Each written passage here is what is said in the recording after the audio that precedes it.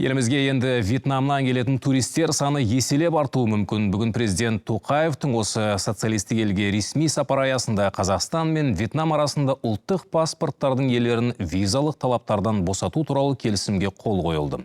Құжатқа сәйкес азаматтар мемлекеттік шекараны кесіп өткеннен бастап 30 күннің ішінде еш кедергісіз жүре алады. Жалпы Қасым-Жомарт Тоқаев президент болғалы Ханойға бұл бірінші сапары. 2 ай бұрын жоспарланған сапар Абай облысындағы өртке байланысты шегерілген еді. Бүгін бас аяғы 12 меморандумға қол қойылды. Соңғы жылдары қос ел арасында барыс, келіс, арыс, алыс, берісте артқан. Әсіресе сауда-саттық көлемі 3,5 есе ұлғайды.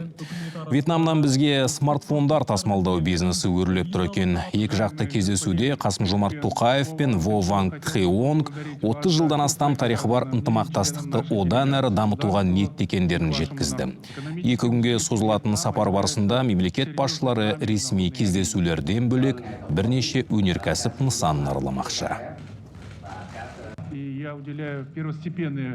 Біз екі мемлекет арасындағы экономикалық саяси қатынастарға баса мән береміз. Вьетнамның экономикалық зор әлеуетін және оның халықаралық аренадағы беделін жоғары бағалаймыз. Өткен жылдың қорытындысы бойынша сауда-саттық $500 миллиард асты.